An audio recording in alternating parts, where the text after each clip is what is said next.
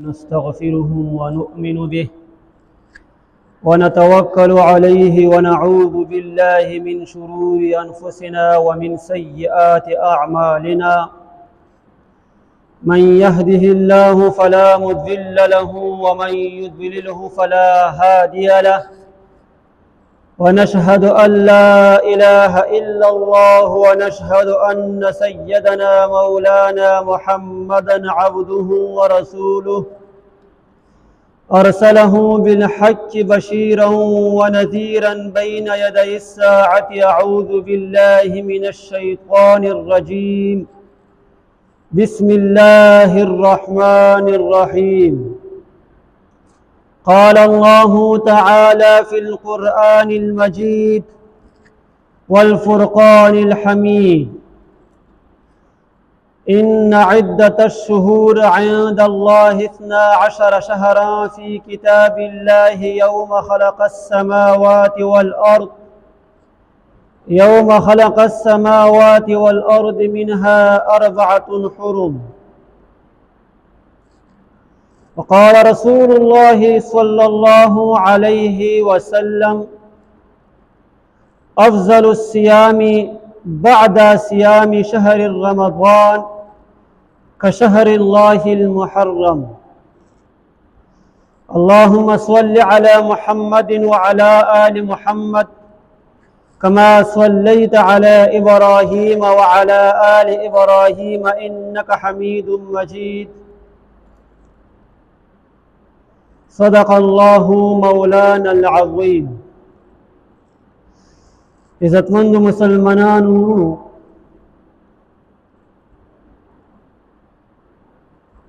د کومې میاشتې کې زموږ روان یو، د دې میاشتې عربي نوم دی محرم. دا د اسلامي میاشتې اوله میاشت دی او د دې میاشتې ته الله جل جلاله ډېر لوی فضیلت ورکړی دی. لکه څرنګه نورې میاشتې دي، انګریزي میاشتې دي، هغه میاشتې انسان جوړې کړې دي، او اسلامی میاشتې دغه الله جل جلاله جوړې کړې دي. څومره هم اسلامی میاشتې الله جل جلاله دغه میاشتې جوړې کړې دي. انګریزي کومې میاشتې دي، د کال ابتدا دغه په جنوري باندې شروع کیږي. دغه شان اسلامی میاشتو ابتدا اندی میاشتې محرم المحرم ابتدا شروع کیږي. عزتمند مسلمانانو، د دې میاشتې ته الله جل جلاله ډېر لوی مقام ورکړی دی. څه وجه دی؟ اول خدا حدیث په احادیثو کې جناب رسول الله صلی الله علیه وسلم ډېر لوی فضیلت بیان کړی دی. او د دې میاشتې کې یوه ورځ دی چې هغه ته ویلی شي یوم عاشورا، 10 محرم. په دې ورځې باندې ډېر زیات واقعات هغه شوي دي، او نبی علیه الصلاة والسلام هم د دې ورځې ډېر لوی فضیلت بیان کړی دی. لکه نبی علیه الصلاة والسلام فرمایي چې څوک څه هم یوم عاشورې په ورځ باندې روژه ونیسي،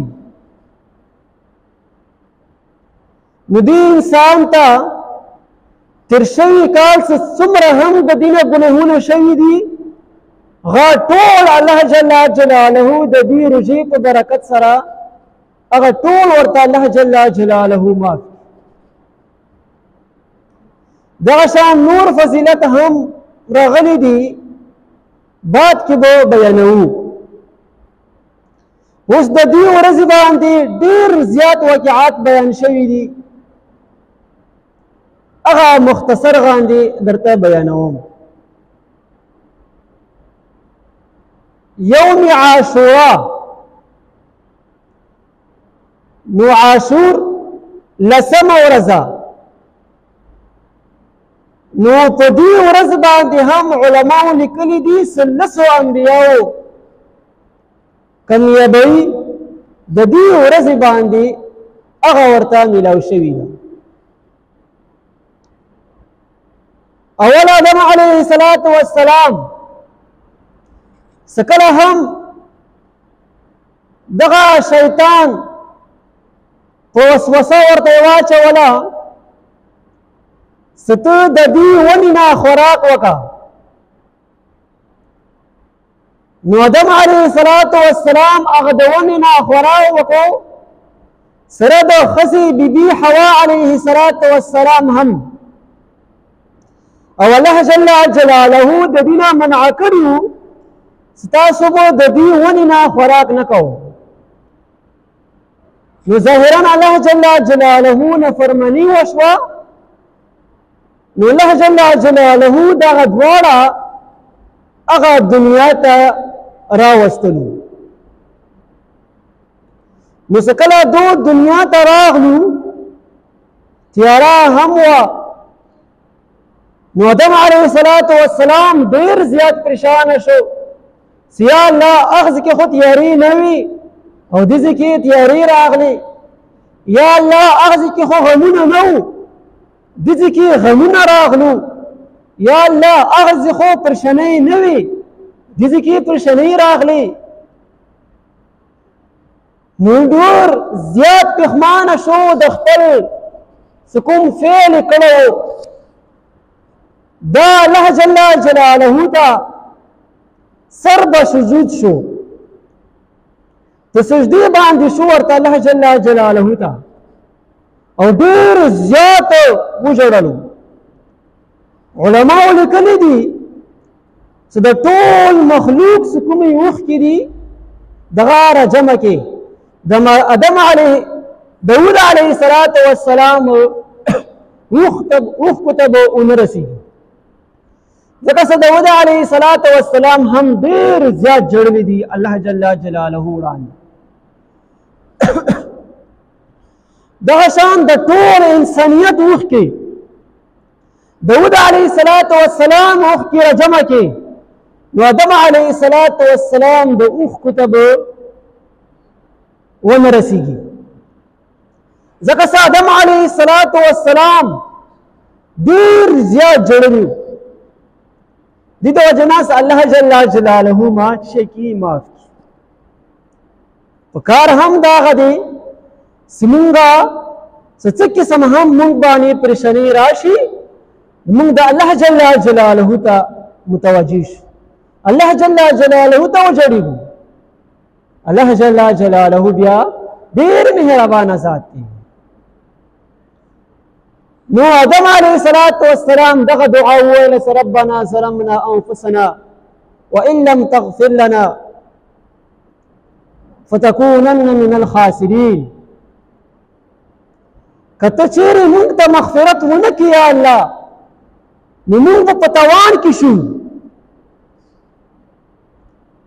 نو علماو لیکلي دي چې آدم علیه السلام څه دعا قبوله شوې ده، هم په دې ورځ باندې دعا قبوله شوې ده. لسم محرم یوم عاشورا. دغه شان آدم علیه السلام ته څه خلافت ولا څه کوم تاج و مغه ورته ورکړل شوی دی، نو هغه هم په دې ورځ باندې الله جل جلاله ورکړی دی. لسم محرم یوم عاشورا. دغه شان نوح علیه السلام څخه خپل قوم ته ډېر زیات دعوت ورکړو، نو هغه قوم خبره نه منله الله جل جلاله باندې ایمان نه راوړلو نو عذاب فیصله ور باندې وشوه نوح علیه السلام ته حکم وشو ته کشتۍ تیار کړه نو هغه شپږو میاشتو کې کشتۍ تیار شوه نوح علیه السلام د خپل مؤمنان دغه شان خپل اهل خاندان ولا دا شان بشمول د زناور ټول هغه کشتۍ کې چې شو سواره شو نو عذاب څه کله ور باندې راغلو اوبه ور باندې پاسه نه هم شروع شوې ځمکې له طرف نه هم ورته اوبه شروع شوې هغه سیلاب راغلو سیلاب څه کله راغلو نو د نوح علیه السلام ټول قوم غرق شو نو د شپږ میاشتې هغه کشتۍ اوبو کې وه نوح علیه السلام هم پریشانه شو یا الله اوبه ډېرې زیاتې شوې ما خو شپږو میاشتو څه کوم خوراک و انتظام و هغه ما کړی و شپږ میاشتې پوره شي یا الله داسې نه وي چې دغه کشتۍ هم د اوبو کې چې شي ډوبه شي نو الله جل جلاله نوح علیه السلام ته کله شپږ میاشتې پوره شوې یو غار دی هغه غار باندې هغه کشتۍ چې شه ودرېده او اوبو ته الله جل جلاله حکم وکړو چې تاسو چې شئ په ځمکې لاندې شئ نوح علیه السلام ته الله جل جلاله کامیابي ورکړې ده هندي په ورځ باندې کامیابي ورکړې ده لسم محرم یوم عاشورا الله جل جلاله نوح علیه السلام ته څه ورکړه کامیابي ورته ورکړه همدې ورځ باندې وسرا شي موسی علیه السلام د وخت د زمانه فرعون سره جنگ کولو او فرعون ته ډیر زیات دعوت ورکړو خو فرعون هم ایمان نه راوړلو په یو ورځ باندې اخته ورځ باندې فرعون موسی علیه السلام سره مقابله شوه د جادوګرو فرعون موسی علیه السلام ته ویلو چې ته ډېر لوی جادوګر یې ما سره هم ډېر زیات جادوګر دي رضا صاحب خپل منځ کې مقابله وکړو چې څوک څه هم د دې ورځې کې جوت شو اس دغه په حق باندې فرعون د ملک د مصر کې څومره هم جادوګران وو هغه ټول راټول کړو دغه شان موسی علیه السلام ته هم الله جل جلاله لویه معجزه یې ورکړې وه هغه سره خپله همسا وه هغه همسا په ځمکې باندې ویشته نو لویه اژدها ورنه هغه جوړېده نو اوس کله راغله موسی علیه السلام هم میدان ته راغلو دا شان فرعون هم ټول هغه جادوګران یې راوستو مقابله شروع شوه هغه جادوګرانو موسی علیه السلام ته وویلو چې اول تاسو دغه همسا ویلو موسی علیه السلام ورته ویلو اول تاسو ویلو نو هغه جادوګرانو په ځمکې باندې همسګانې ویشتې او دغه نه چې جوړ شو منګرونه جوړ شو موسی علیه السلام څخه کله نمبر راغلو موسی علیه السلام هم د خپله همسا په ځمکې باندې ویشته لویه اژدها ورنه جوړه شوه او د کوم څه مران څه جوړ شوي وو هغه ټول یې تېر کړل نو فتحه موسی علیه السلام ته میلاو شوه او څومره هم جادوګران دي دی په موسی علیه السلام باندې چې شی راوړو ایمان راوړو لکه دغه هم پوه شو دا په حق باندې دی دغه نبی دی نو فرعون واسه هم ایمان نه راوړلو دا نور هم په ضد کې راغلو نو موسی علیه السلام دغه شان د بني اسرائیل الله جل جلاله ته حکم وکړی چې تاسو دې نه وځئ. کله فرعون خبر شو چې موسی علیه السلام سره د بني اسرائیل دغه زما د قوم نه ووتو، نو خپل لشکر برابر کو، هغه لشکر ورپسې شو فرعون وایي. موسی علیه السلام روان دی، سمندر رځي، مخته سمندر رځي. موسی علیه السلام حیران شو چې یا الله و د دې سمندر باندې زه څنګه وځم؟ الله جل جلاله ته وفرمیل مه خفه کېږه، زه ستا یم در سره ږم، ته ولې خفه کېږې؟ چې کومه همسا در سره دی دغه په سمندر باندې ووایه. کله څه په سمندر باندې وویله نو 12 هغه لارې جوړې شوې. موسی علیه السلام د بني اسرائیلو هم 12 قبیلې وي. نو تفصیلي واقعه دی، موسی علیه السلام هغه خپل قبیلې ورته وویل چې تاسو خپل لارې باندې سمندر باندې وځئ. چې کله په سمندر باندې ووتو، فرعون هم راغلو، سره د لشکر راغلو. فرعون هم بیا د خلکو ته هغه ځان بیا ښه کړو چې وګوره دغه ما د وجې نه زه خدای یم که نه، ما د وجې نه موسی علیه السلام ته هغه لارې جوړې شوې، هغه ووتو. خپله خو پته ورته لګېده دا څه کوي، دا پیغمبر ده، دې سره څوک شته، مغه ورته کوي. نو دا هم یریدو چونکې دا خو بادشاه نور خلق ورپسې وو، نو د دې څه کوم واس و هغه یتلونه. جبریل علیه السلام راغلو، هغه واس یې په سمندر باندې ناپستو، لشکر ورسره هم ناوتو. څه کله څه مان سمندر ته څه کله ورسېدو، نو الله جل جلاله سمندر ته حکم وکړو چې اوس یوځای شه. کله چې یوځای شو، فرعون سره د لښکر ټول شي شو، ډوب شو. نو الله جل جلاله موسی علیه السلام ته کامیابي ورکړه. هغه کامیابي چې ورکړې هغه کومه ورځ وه؟ همدغه ورځ یوم عاشورا، 10 محرم. څومره لویه کامیابي الله جل جلاله موسی علیه السلام ته ورکړه. کومه ورځ وه؟ همدغه ورځ وه یوم عاشورا. نو نبی علیه السلام خو مخکې نه هم همدغه روژه ساتله. بیا څه کله مدینې ته لاړو، مدینې کې به هم یهودو هم دغه روژه ساتله. نو تپوس یې ورنه وکړو چې تاسو دغه محرم روژه تاسو ولې نیوئ؟ نو یهودو ورته ویلو چې زمونږ پیغمبر موسی علیه السلام د دې ورځې باندې ورته کامیابي میلاو شوې ده، ځکه مونږ چې شو هغه د دې ورځ باندې روژه نیسو.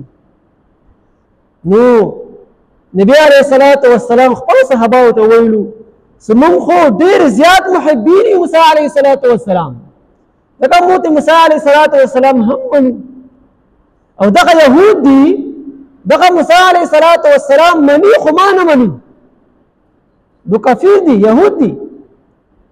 نو مونږ ډېر زیات مونږ ته دا خبره ښه لګي چې مونږ هم د دې ورځ باندې روژې ونیسو.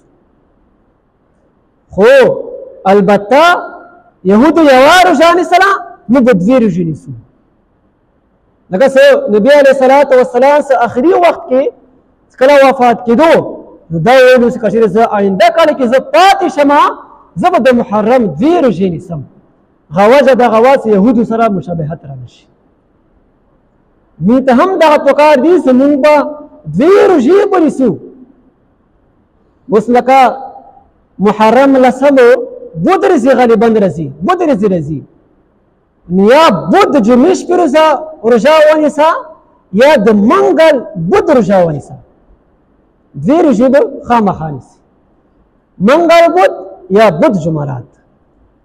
نو هغه نبی علیه السلام څه کوم هغه د موسی علیه السلام څه یهودو روژه نیوله، نبی علیه السلام هم روژه شروع کړه. دغه شان ابراهیم علیه السلام تفصیلی واقعه دی. کله نمرود دغه فیصله وکړه سره د مشرانو چې ابراهیم علیه السلام اور ته بچوو، اور فیصله ور باندې وشوه. نو د 6 میاشتې علماو لیکلي دي، 6 میاشتې هغه لرګي راټول کړو.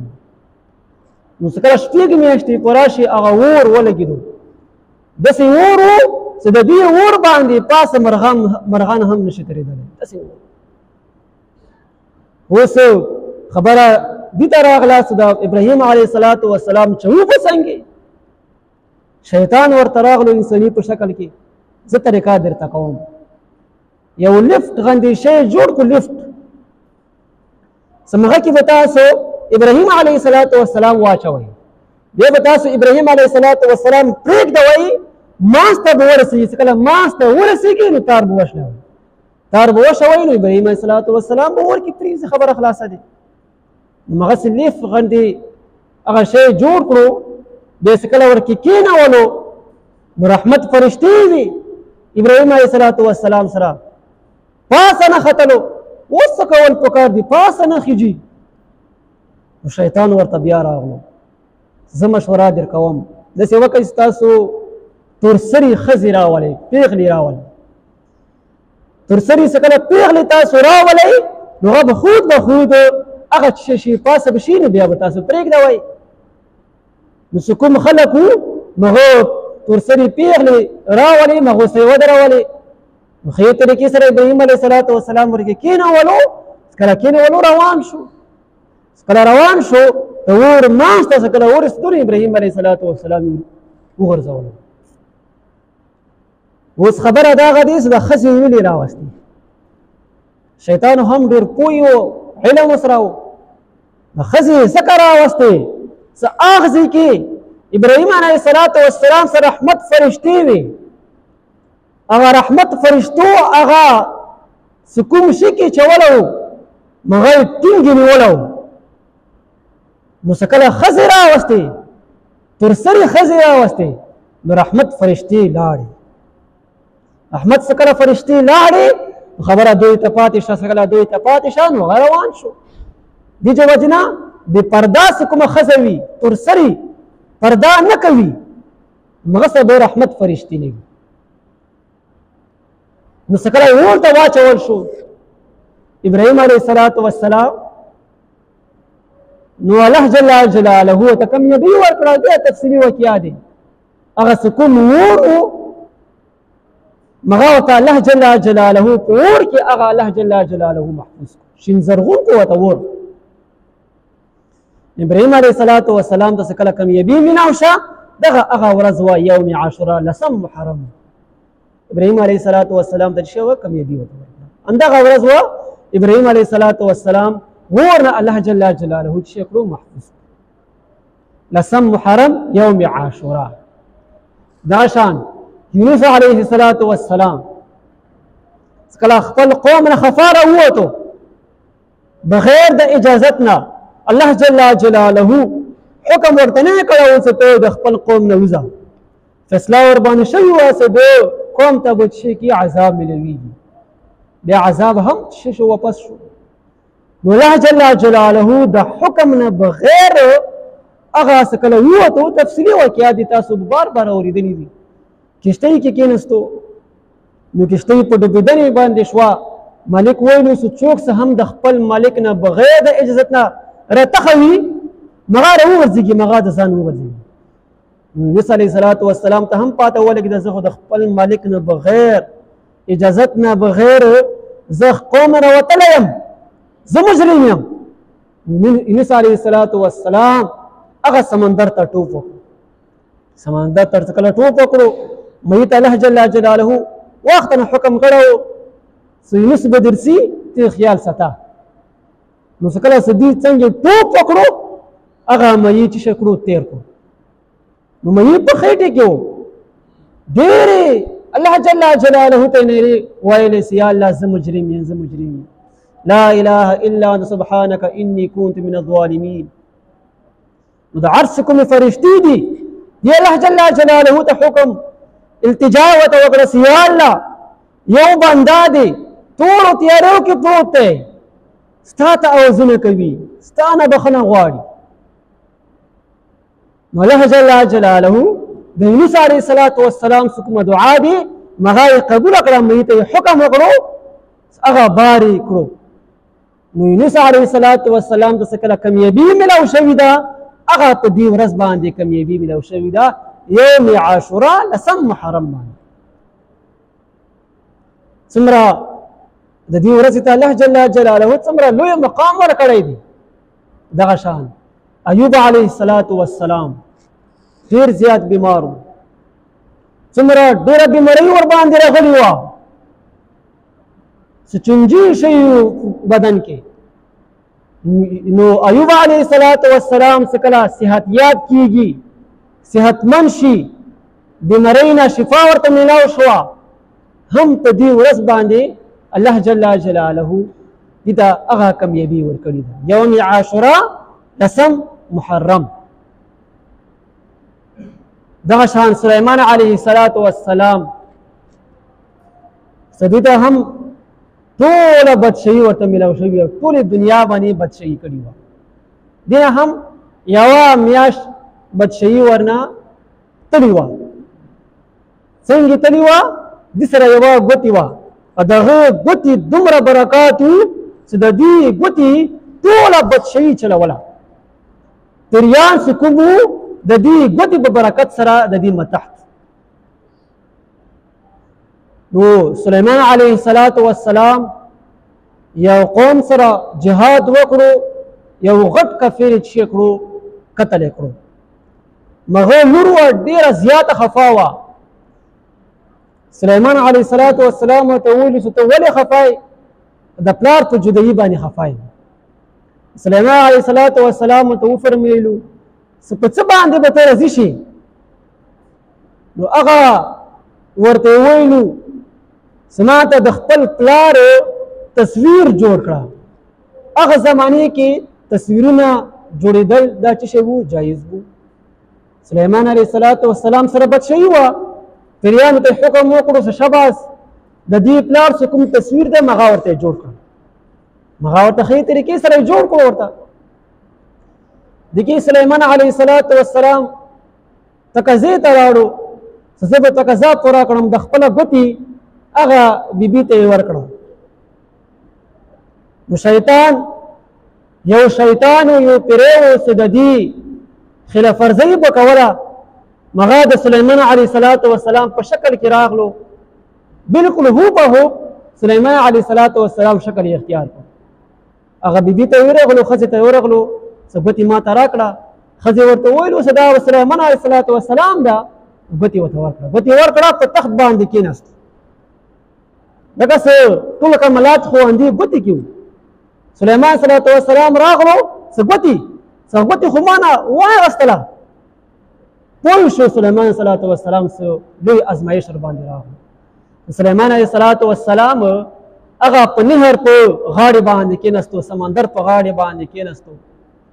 سکون خلق د میانو ښکار کولو مغوس راغلو. نو دې یوه میاشت د دې پیري سلیمان علیه السلام په شکل کې بدشهي وکړه. او د دې پیري سلیمان علیه السلام په شکل کې وو، دې د شریعت مخالف څه کوم احکامات دي هغه یې جاري کړو. شریعت مخالف جاري کولو خلق هم بس ورو پوهېدو سلیمان علیه السلام خو داسې نه کوي. او دې ته هم پته ولګېده زما حد نه زیات تجاوز شروع کړو. خلق ربانی هم پوه شو که دې کې سلیمان علیه السلام ربانی راغلو نو دا به ختم کی. دغه تخت نه راکوز شو، هغه چې کومه ګوتې وایي هغه سمندر کې وغورځوله. سمندر کې څه کله وغورځوله، دغه ګوتې مایي تېره کړه. هغه ځای کې هو ښکاریان هم موجود وو. نو هغه ښکار والا دغه مایي راټینګ کړو. سلیمان علیه السلام ته یې وویلو چې راشه موږ سره دغه مایي صفا کړه. چې کله مایي صفا کولو نو دغه ګوتې ورکې راووته. کله چې ګوتې راووته سلیمان علیه السلام د ګوتې بیا واچوله. هغه بدشهي ورته بیا واپس راغله. اوس بدشهي ورته څه کله واپس راغله، همدغه ورځ وه یوم عاشورا 10مه ورځ. الله جل جلاله یوه میاشت د دې نه بدشهي اغستې وه، بیا ورته څه واپس یې ورته ورکړه. هغه یوم عاشورا همدغه ورځ وه چې سلیمان علیه السلام ته چې وکړه هغه بدشهي واپس یې وکړه. عزتمندو مسلمانانو ډېر زیات واقعات د دې ورځ باندې شوي، ډېر زیات واقعات شوي، بهترین واقعات شوي. خو پیغمبرانو هغه واقعات شوي دي کامیابي ورته ملو شوي ده کومې ورځ باندې ملو شوي ده هغه د 10 محرم باندې الله جل جلاله ورته کامیابي ورکړې دي د وجې نه دغه یوم عاشورا 10 محرم ته الله جل جلاله ډېر لوی فضیلت ورکړی او د دې فضیلت واورئ یو فضیلت خو دغه دی چې نبي علیه الصلاة والسلام فرمایي چې څوک څه هم په دې ورځ باندې روژه ونیوله الله جل جلاله د دې نه تر 20 کال چې څومره هم ګناهونه شوي دي الله جل جلاله دې ته ټول ګناهونه به ورته معاف کړي څومره لوی فضیلت دی دغه شان ابو هريره رضی الله تعالی عنه فرمایي دغه تاسو ته خطبه کې هم دغه حدیث وویلو نبی علیہ الصلوۃ والسلام فرمایي چې بهترین روزه د رمضان المبارک نه بعد بهترین روزه دغه د یوم عاشورا ورځ باندې روزه دي چې څوک ښې طریقې سره روزه ونیسي ټولو نه بهترین روزه دا خطبه روزه دي رمضان المبارک نه بعد الله جل جلاله سدیته مقام ورکړی دی هغه د دې ورځو څوک چې د دې ورځې باندې روژې ونیسي الله جل جلاله دې ته ډېر لوی مقام ورکړی دی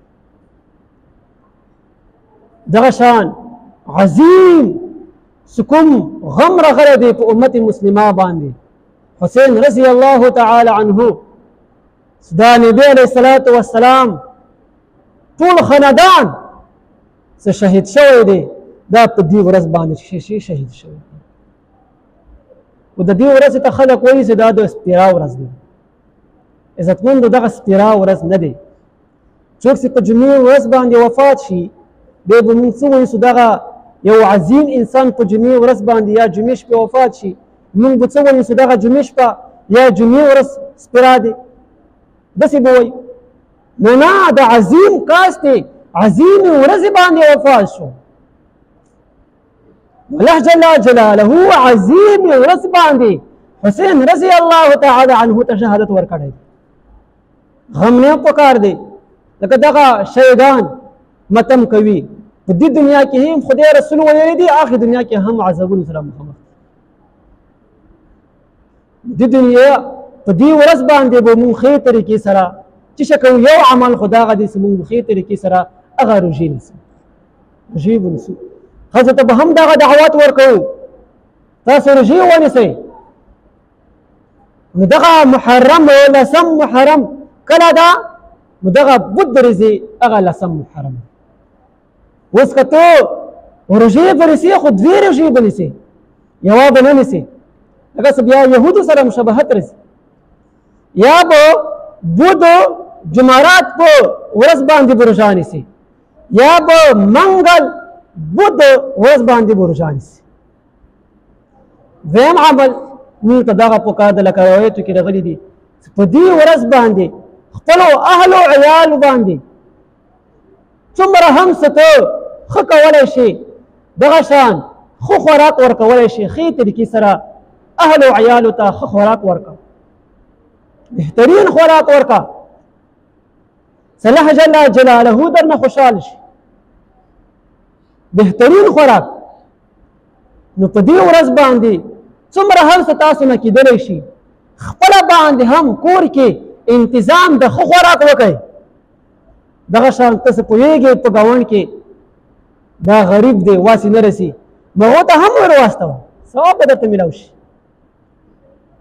که چا روژه وي اخواسې هم مخام دپاره به انتظام کوي دغه ماشومان دغه روژې نه نیسي دوی دپاره تاسو د ورځې چې کوم د بهترین خوراک ورته برابر کړئ لکه څه بهترین ورځ دی او بهترین خوراک پکار دی عزتمندو مسلمانانو د ټول تقریر خلاصان دغه شوه دغه محرم چې کومه 10 کوم محرم دی الله جل جلاله سمو ورته وایي یوم عاشورا دې ته الله جل جلاله ډېر لوی فضیلت ورکړی دی موږ به روژې هم انشاءالله العزیز نیسو ښځو ته به هم دغه دعوت ورکوو تاسو روژې ونیسئ دغه شان څوک چې هم روژې نیسي پشمنې به هم ښې طریقې سره بهترین به بربروو دغه شان روژه ماته به هم نو ښې طریقې سره بهترین برابروو.